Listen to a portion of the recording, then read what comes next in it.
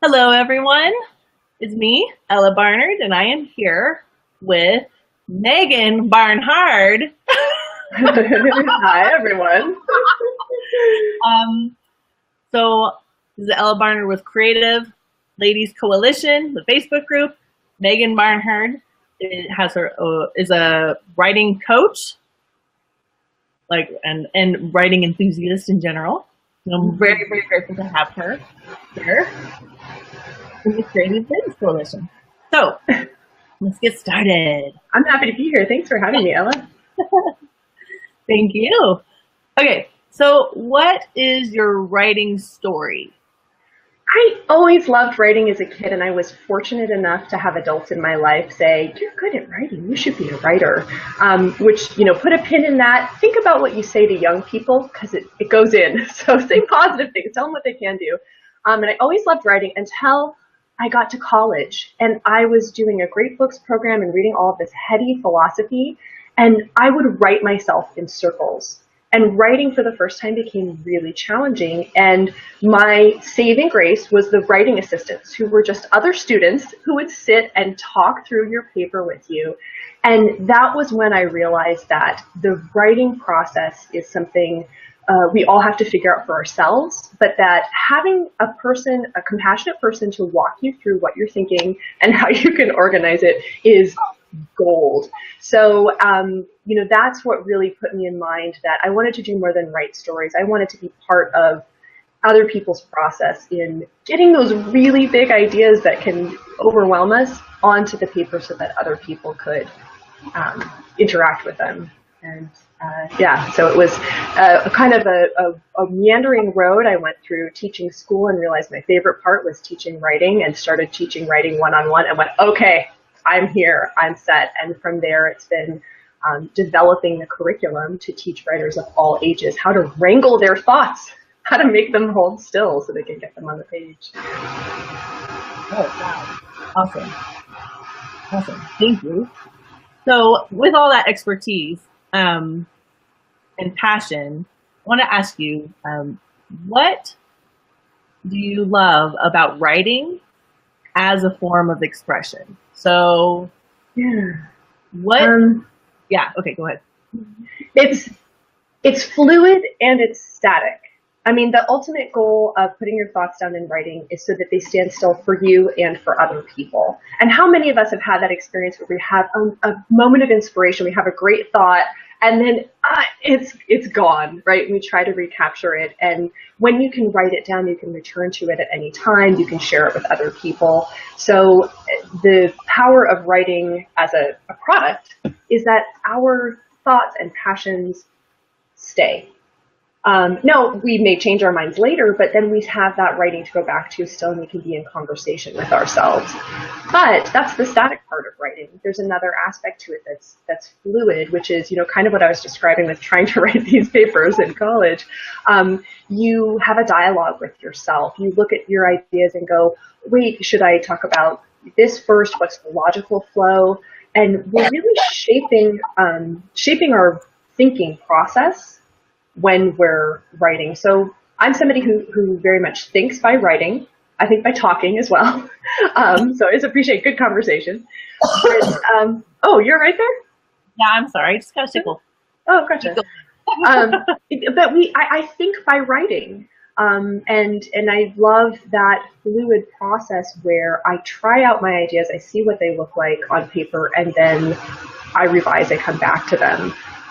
So I think both the product, the finished writing that we get to hold on to, we get to share with other people, and the process where we're in conversation with ourselves, we're struggling with an idea, we're getting clarity on it in order to write it down, that process, I think they're just both so fantastic for developing and sharing deep thoughts.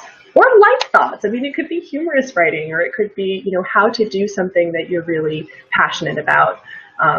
Doesn't have to be really heady stuff to be powerful to get our thoughts on paper. Yeah. I'm curious about all that. Like, I'm thinking about writing as art, right? Okay. So okay, yeah.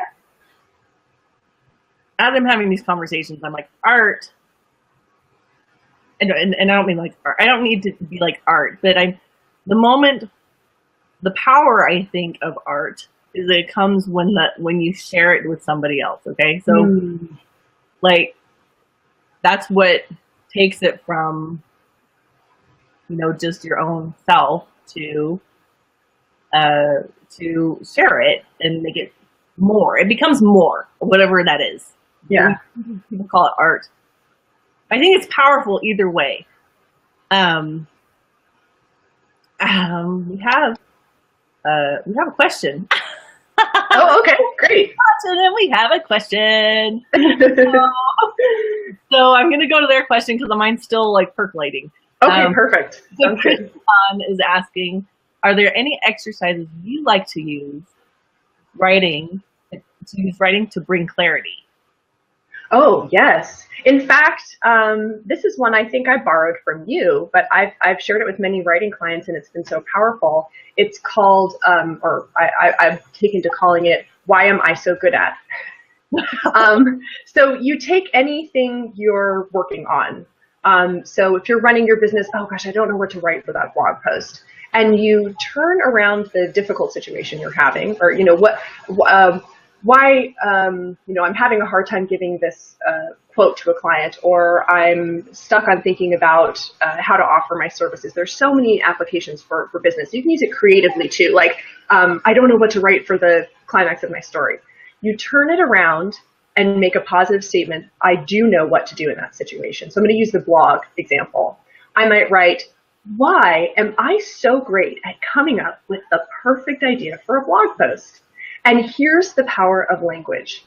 When we hear questions, we don't question the question usually, right? We listen to the question and we try to come up with an answer. So your brain automatically believes what's in the question.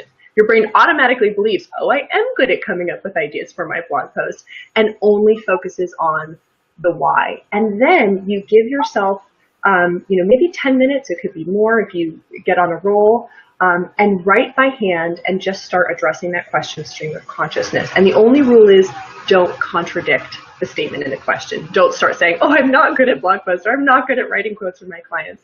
And here's what happens. Firstly, you'll relieve some of the pressure around the situation, because there's a little bit of a distraction, and that's what writing does. And you just let whatever is going through your brain pour out onto the paper. But here's the magical thing that will also start happening. You will really begin answering that question. You'll start thinking of the strengths you have, right? Oh, I'm really good at coming up with blog post ideas because I'm always reading about my industry, and so I'm always tuned in to the conversations people are having. You'll think of practical tools you can use. Oh, I'm so good at writing blog posts because I always give myself plenty of time to brainstorm, right? So you'll start thinking through your strengths, your resources, the process you use, and you'll come out the other side, I guarantee you, feeling more relaxed, which will help launch you into whatever you do. But very often, the feedback I get from clients who use this is that they come up with great ideas they had no idea were inside of them. And there again is the magic of writing. The mechanics of moving your hand across the page, it's almost hypnotic sometimes, right?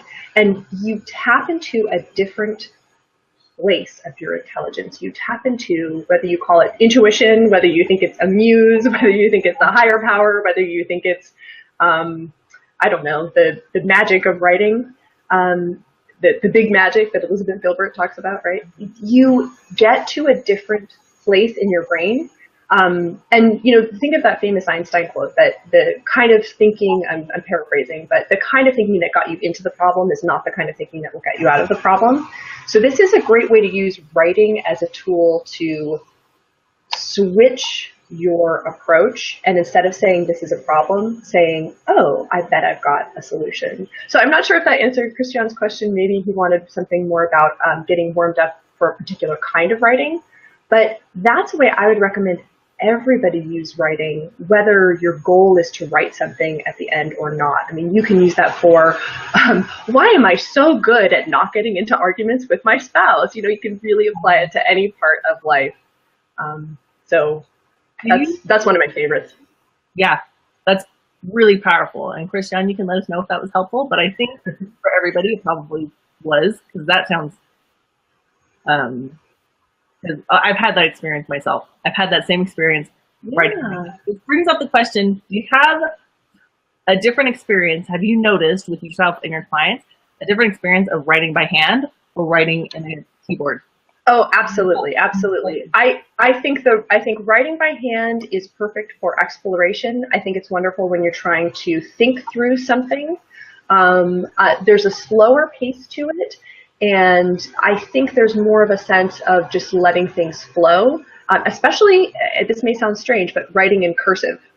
If you still have anywhere in the back of your brain your cursive from elementary school, there's something about not lifting your hand off the page that really does, again, almost hypnotize the brain. I find, and I have students who tell me it's hard for them to draft on the computer, that they prefer to draft by hand. But I think the computer is a wonderful tool for getting through the writing that's already planned, but that you are struggling to get through. And I think about different parts of my writing brain, and the part that has to do rough drafts, I call the ant. If you think about an ant is a really hard worker. An ant gets the job done. An ant gathers all the food before winter. And if you think about a line of ants, they can't stop. And they can't turn back and go, oh, I think I'll start revising now, because the whole line of ants would just get completely, it would turn into chaos. So if you think of your writing brain, or excuse me, your drafting brain as the ant, it's like, I'm just going to keep going. I'm going to do the hard stuff. That's a perfect time to type. When I already have the outline, when I just know I need to get from point A to point B, and let there be typos, let there be misspellings. Look at the keyboard or look at your notes, don't even look at the screen. But then think about how powerful that is to have your draft finished, but you could easily go, I can rearrange, I can move that to the front. And the feel for me is different, not just whether I'm writing by hand or writing on the computer, but also where I am. If I get stuck, I pick up my computer and I move somewhere else. I go to my kitchen table, or I go sit outside, and those changes can really trigger you. So a wonderful thing to do if you want to begin a writing habit, or if you're working on a writing project, give yourself cues. Make a writing space and say to yourself, when I sit down here, this is when I am in my writing mode. And that might be hanging inspirational quotes around you. It might be, I don't know, wearing a hat. I don't know if it's true, but the story I've heard is that Louisa May Alcott had a writing hat. And so when she sat down to write, she was cueing herself. Now it's writing time. That is the best idea I've ever heard ever. I imagine it being kind of a long floppy hat. I don't know. It sounds fun. But you yourself by where you write, both, whether it's in a journal or on your computer, different docs in your computer, different places. You might have something you label journal. You might divide things up that way. And also the physical space can just trigger different thoughts and also be a great way to cue yourself. Now it's time to work on this kind of writing. Mm-hmm. Awesome. Thank you. Thank you. I'm thinking about, so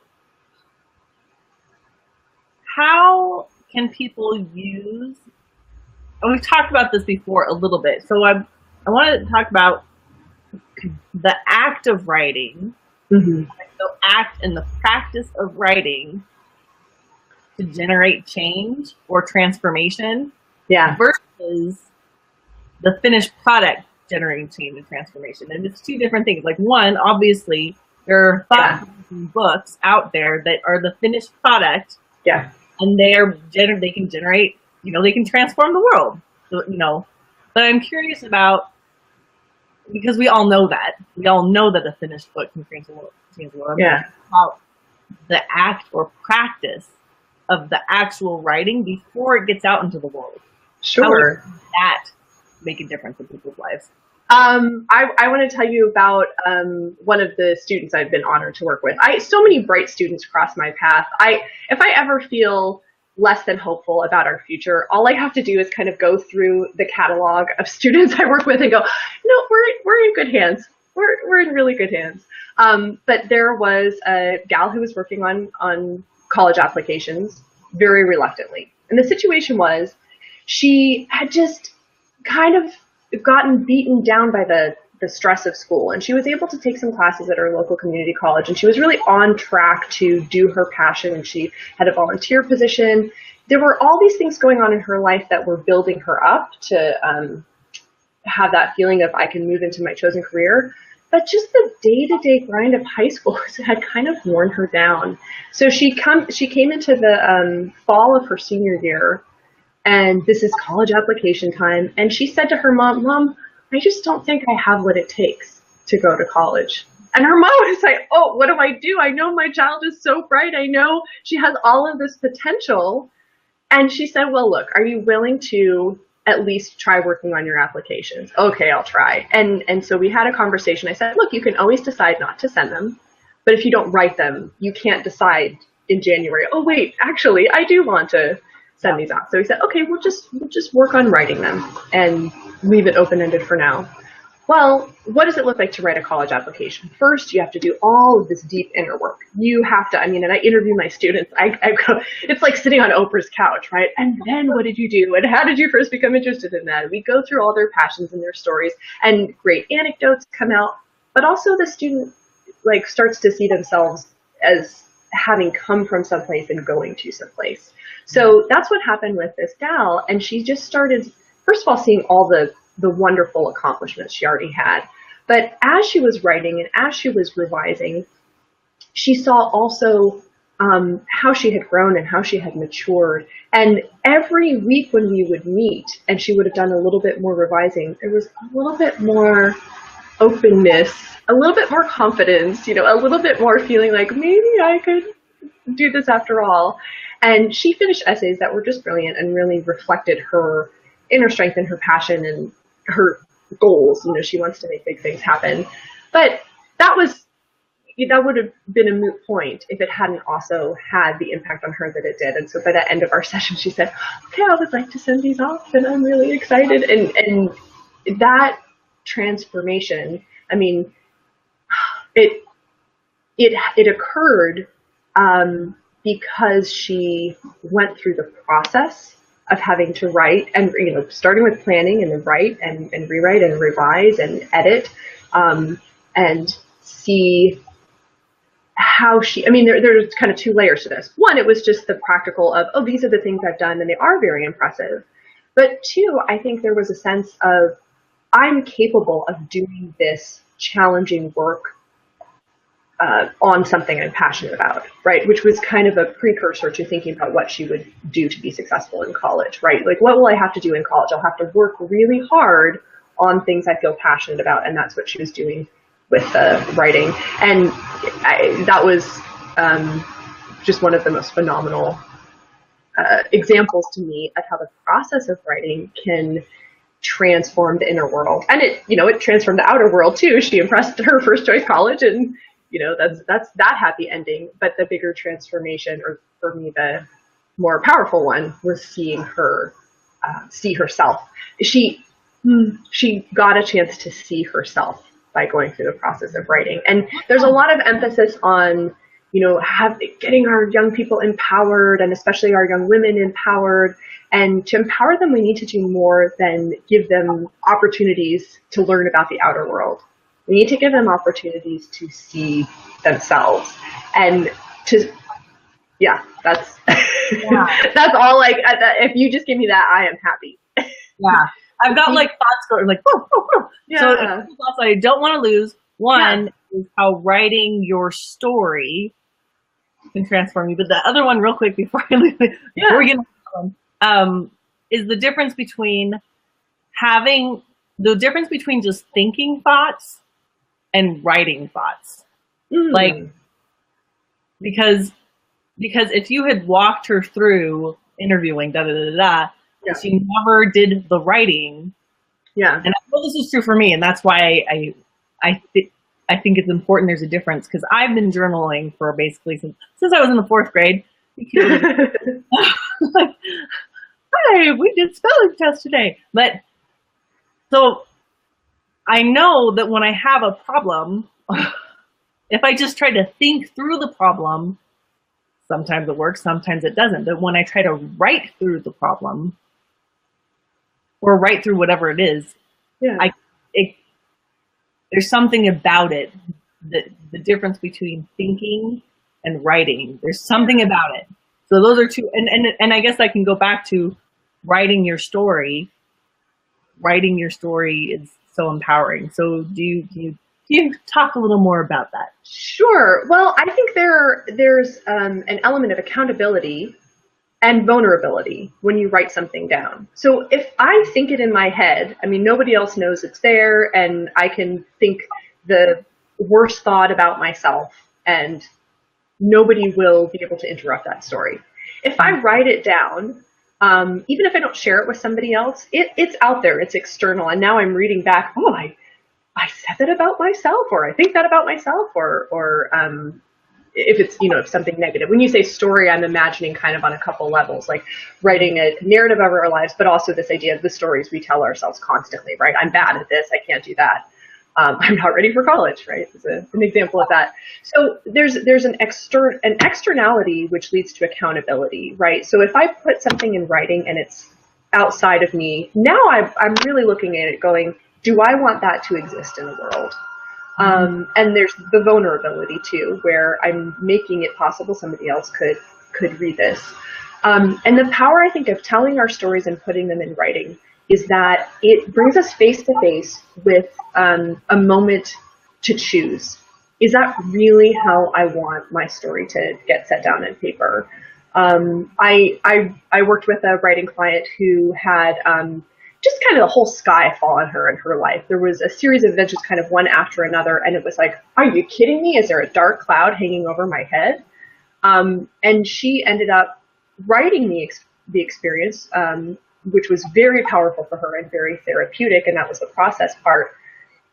And then she wanted to put it out in the world and had all of this anxiety and fear about, will people think I'm preaching? Will people think I'm saying, oh, I'm so wonderful because I went through this experience? And the advice I gave her was, or not advice so much, the perspective I shared was, if you put your story out into the world in writing, where you're not there to argue for it, right? You're not telling people the story and you can answer any objections they have. It's existing without you. There may be some people who go, oh, I don't care for that, or I don't connect with it.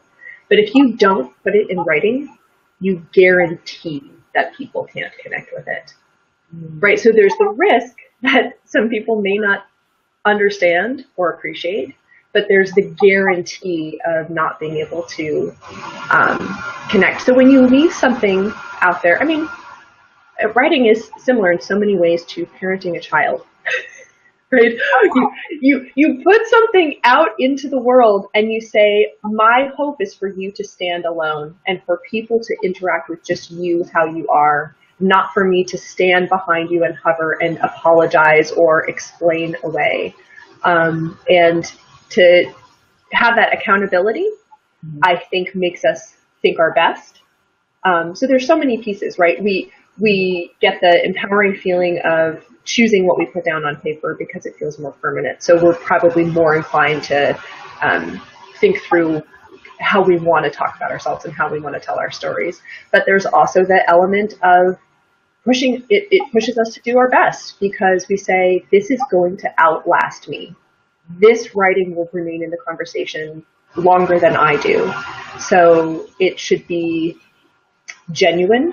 I mean, I think it pushes us to be, the best thing writing can do is push us to be genuine and earnest, and to really share something that's meaningful. It's interesting because the little stories have a way of becoming big stories. And my ebook about how to write your true stories is taking people through these really, really personal experiences and asking them to capture on paper, but saying, hey, what if you put that in a narrative format? And there's that element that helps us connect as well. When we put something into the form of a story that other people can connect with, that's our storytelling is our universal language. And you can tell a compelling story. I really love listening to The Moth, for example, or live storytelling.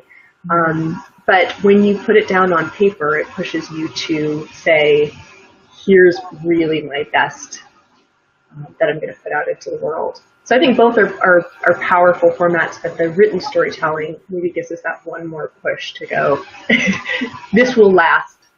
How do you want it to last? How do you want it to be set down? Right.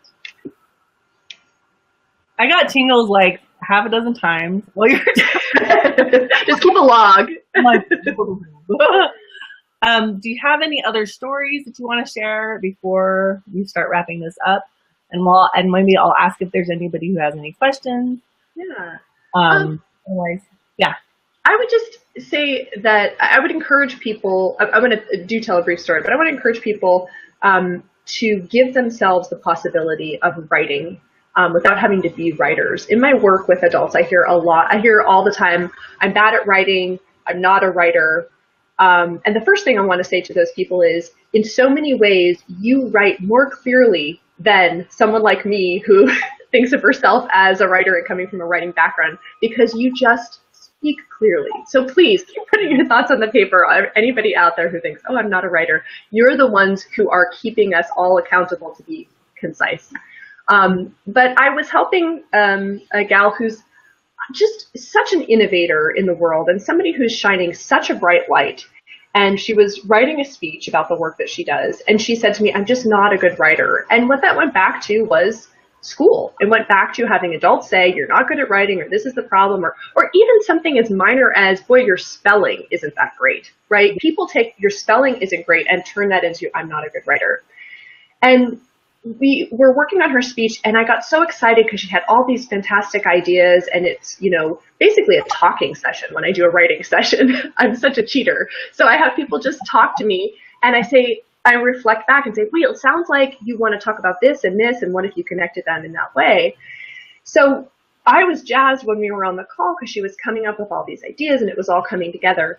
And in the middle of everything, she just stopped and said, this is so much fun. And I thought, how fantastic that she got to that, but how many other people are out there going, I'm not going to try writing, and missing out on that chance to see how fun it is to express your passions in this linear way. I mean, there are restrictions and there is structure, but that's how you know what to do next, right? It's like walking on the path instead of through the field. You know you're going to get somewhere. Yes. So if you use those to guide you, and you still get to be creative within them, but then you have the motivation to go forward because you know you're getting somewhere. And that's again, people putting their passions into the world, and they can be passionate about everything, but as soon as you put it into writing, that's something everybody interacts with. Not everybody knows how to look at art. I think art education is something we're really missing, and it'd be wonderful if we all knew how to interact with a painting or how to interact with dance. But we don't all know, and we do all know how to engage with writing. So I think that's such a universal way to share our passions and our talents. Not the only way, but a way that's going to reach a really wide audience, especially because there's no barrier to publishing anymore. Get on Medium or start your own blog on WordPress. Write long, wonderful notes on, any social media platform. We can all get into writing. We can all engage with each other that way. Oh my gosh! If everybody who ever watches this doesn't get excited about starting to write, I don't know. Like I'm like, where's my Well, then they just maybe need a few more games. I like doing those too. Just making it fun.